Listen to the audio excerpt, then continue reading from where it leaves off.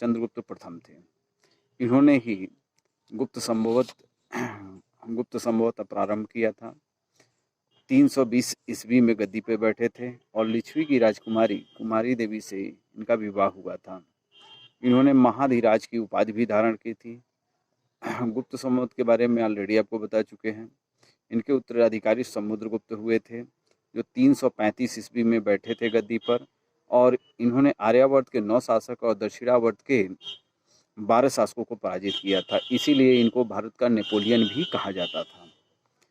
समुद्रगुप्त के एक दरबारी कवि थे जिनका नाम था हरिसेन, और इलाहाबाद के अभिलेख में इन्होंने समुद्रगुप्त की प्रशंसा की, भूरी भूरी प्रशंसा की है, जिसको प्रयाग प्रशस्ति के नाम से जाना जाता है। समुद्रगुप्त भगवान विष्णु के उपासक थे। समुद्रगुप्त ने अश्वमेध कर्ता की उपाधि भी धारण की थी। समुद्रगुप्त संगीत प्रेमी थे। इसका अंदाजा हम उनके द्वारा जारी किए गए सिक्कों से लगाते हैं, जिसे उनके सिक्कों पे बीड़ा वादन करते हुए उनको दिखाया गया है। समुद्रगुप्त ने ब्रिकम्मा की उपाधि धारण की थी। इन्होंने कविराज भी कहा जाता है। समुद्रगुप्त का उत्तराधिकारी चंद्रगुप्त द्वितीय हुआ था, जिसको विक्रमादित्य के भी नाम से जानते हैं, जो 380 ईस्वी में राजगद्दी पे बैठा था। और चंद्रगुप्त द्वितीय यानी विक्रमादित्य के समय ही फाहियान बौद्ध चीनी यात्री फाहियान आया था। शकों के विजय के उपलक्ष्य में चंद्रगुप्त द्वितीय ने चांदी के सिक्के इन्होंने चलवाए थे। और चंद्रगुप्त द्वितीय का नाम बहुत ज़्यादा उल्लेखनीय देखने को मिलता है। चंद्रगुप्त द्वितीय का उत्तराधिकारी कुमारगुप्त प्रथम हुआ था। इसको गोविंद गुप्त के नाम से भी जानते हैं। इसका शासनकाल 415 से 454 ईस्वी तक रहा। नालंदा विश्वविद्यालय, बिहार के नालंदा विश्वविद्यालय की स्थापना कुमारगुप्त ने की थी। और कुमारगुप्त के उत्तराधिकारी अस्कंदगुप्त थे, जिनका शासनकाल 415 से 467 ईस्वी तक हुआ था। अस्कंदगुप्त ने कुमारगुप्त के उत्तराधिकारी अस्कंदगुप्त ने गिरनार पर्वत पे सुदर्शन झील का भी निर्माण इन्होंने कराया था। सुदर्शन झील का पुनरुद्धार कराया था। अस्कंदगुप्त ने पर्णदत्त को सौराष्ट्र का गवर्नर नियुक्त किया था। अस्कंदगुप्त के शासनकाल में ही हुड़ों का आक्रमण हुआ था। गुप्त वंश का सबसे अंतिम शासक विष्णुगुप्त था। गुप्त साम्राज्य की सबसे बड़ी प्रादेशिक इकाई देश थी, जिसके शासन को गोपना कहा जाता था। इसकी दूसरी प्रादेशिक इकाई भुक्ति थी, जिसके शासक उपरीव कहलाते थे। भुक्ति के नीचे विषय नामक प्रशासनिक इकाई होती थी, जिसके प्रमुख विशपति कहलाते थे। आज का प्रोसेस उसको जिला के प्रोसेस में कहा जाता है। पुलिस विभाग में सबसे मुख्य अधिकारी जो होते थे वह दंडपाशिक कहलाते थे। पुलिस विभाग के साधारण कर्मचारियों को जाट या भाट कहा जाता था, लेकिन आपको पहले ही बता चुके हैं कि दंडपाशिक मुख्य अधिकारी को कहा जाता था। प्रशासन की सबसे छोटी इकाई ग्राम थी। ग्राम सभा द्वारा संचालित होती थी। इसके मुखिया को ग्रामिक कहा जाता था, और अन्य सदस्य जो होते थे महत्तर कहलाते थे।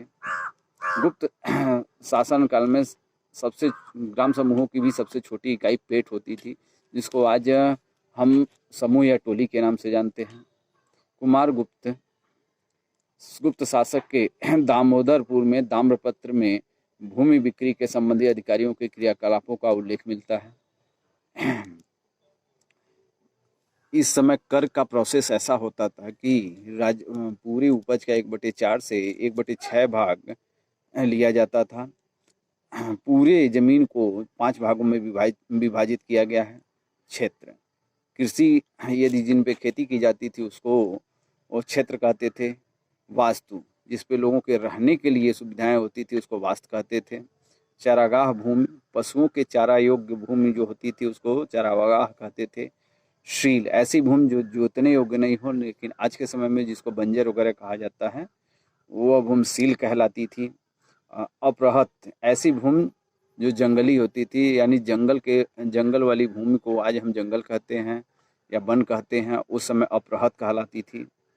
गुप्त काल के कुछ प्रसिद्ध मंदिर भी हुआ करते थे, जैसे विष्णु मंदिर, शिव मंदिर, पार्वती मंदिर, दशावतार मंदिर और शिव मंदिर।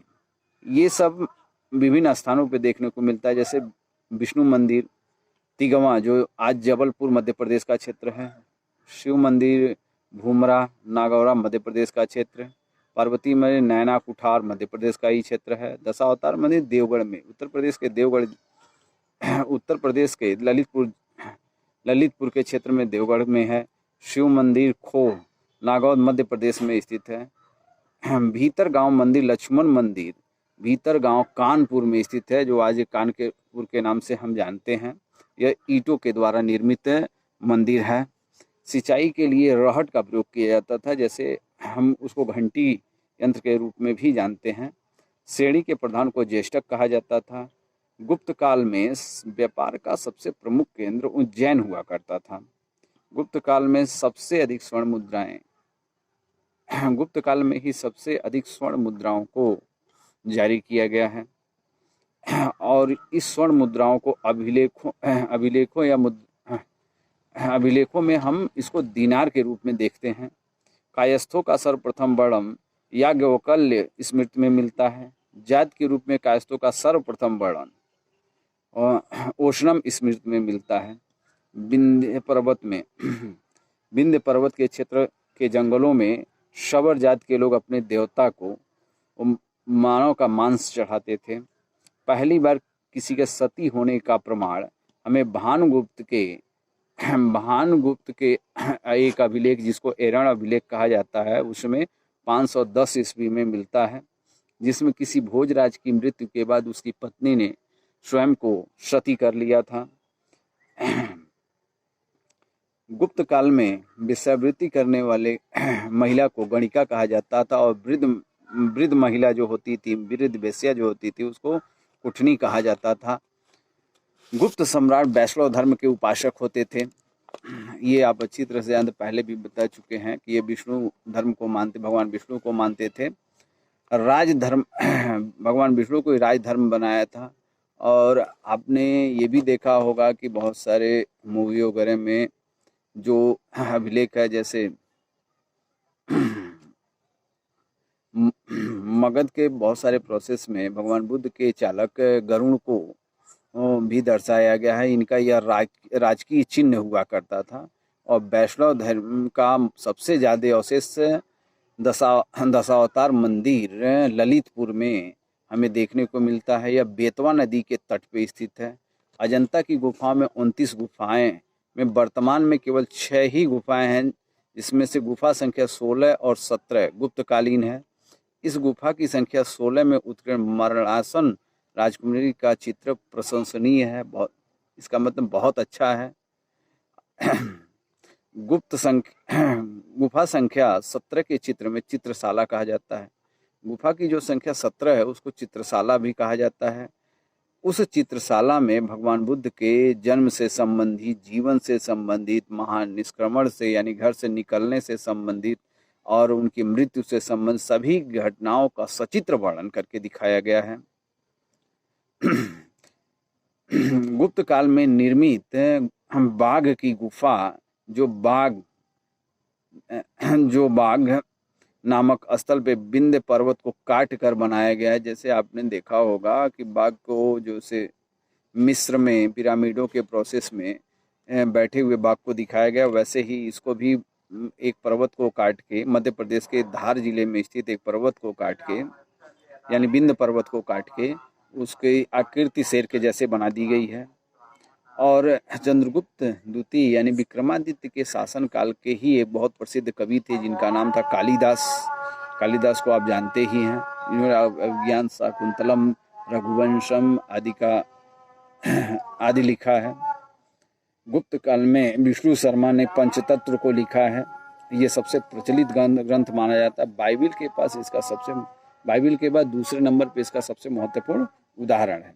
इसको 5 भागों में बांटा गया है। मित्रभेद, मित्रलाभ, संधि संग्रह, लव्य प्रसार और अपरिच्छाकारित्व। आर्यभट्ट ने आर्यभट्टी और सूर्य सिद्धांत के नामक ग्रंथ लिखे हैं। आर्यभट्ट के नाम से आप जानते हैं कि आर्यभट्ट के नाम से बहुत सारे सैटेलाइट भी हैं, बहुत सारे नहीं, सैटेलाइट भी हैं। और इन्होंने ही सर्वप्रथम बताया था कि पृथ्वी सूर्य के चारों ओर घूमती है। चंद्रगुप्त द्वितीय यानी विक्रमादित्य के दरबार में रहने वाले बहुत सारे विद्वान जैसे वराहमिहिर, धर्मंतरी, ब्रह्मगुप्त, ये लोग थे। पुराणों की जो वर्तमान रचनाएं की गई हैं, यह वर्तमान रचनाएं गुप्त काल में हुई हैं और ऐतिहासिक परंपराओं का भी उल्लेख किया गया है। गुप्त राजाओं की जो दरबारिक भाषा थी वह हम जानते हैं कि संस्कृत थी, और गुप्त काल में चांदी के जो सिक्के हुए करते थे उसको रुपए क्या कहते हैं। और याज्ञवल्क्य, नारद, कात्यायन, बृहस्पति स्मृतियों की रचना भी गुप्त काल में हुई। ऐसे बहुत सारी स्मृतियों की रचना गुप्त काल में हुई है। मंदिर बनाने की कला का निर्माण, मथुरा शैली, वेसर शैली, इन बहुत सारी मंदिर बनाने की शैलियों को हम जानते हैं, लेकिन इसके कला का निर्माण गुप्त काल में ही हुआ है। त्रिमूर्ति, त्रिमूर्ति आप जानते हैं ब्रह्मा, विष्णु, महेश, ये त्रिमूर्ति हैं, और इनसे संबंधी जो अवधारणा का विकास हुआ है गुप्त काल में ही हुआ है। लौकिक साहित्य की सर्जना के लिए अस्मरणीय गुप्त काल ही है, जिसको आप अच्छी तरह से जानते हैं। शूद्रक ने लिखा नाट्य मृच्छकटिकम या माटी का खिलौना गाड़ी, जिसमें निर्धन ब्राह्मण को एक वेश्या से प्रेम करते हुए दर्शाया गया है, वर्णित किया गया है। यह नाटकों में सर्वोच्च उत्कृष्ट माना जाता है। कालिदास की जो कीर्ति है, हमने बताया कि अभिज्ञान शाकुंतलम में राजा दुष्यंत और शकुंतला की प्रेम कहानी को प्रथम भारतीय रचना है, जिसका अनुवाद यूरोपीय भाषाओं में भी किया गया है। ऐसी दूसरी रचना है भागवत गीता। सांस्कृतिक उपलब्धियों के कारण हम जानते हैं कि विक्रमादित्य यानी गुप्त काल को भारतीय इतिहास का हम स्वर्ण युग कहते हैं, सांस्कृतिक दायित्व के अनुसार। ऐसे भी बहुत सारी चीज़ें हैं आपको बताना चाहते हैं हम, जो कि और भी सारे प्रोसेस हैं। अच्छे अच्छे वीडियो हम लाएंगे जो आपके लिए बहुत ही हेल्पफुल होंगे। और ये सारी चीज़ें बहुत निचोड़ करने के बाद मैं आपके सामने प्रस्तुत किया हूँ। और भी यदि आपको जानकारी चाहिए तो आप इस मेरे वीडियो को देखिए, और एक बार नहीं 2-3 बार आप इसको देखिए, ताकि आपको अच्छी तरह से इसकी जानकारी प्राप्त हो और एक तरह से यह कंठस्थ हो जाए। आपको ये बैठ के याद करने की, नोट बनाने की ज़रूरत न हो। धन्यवाद।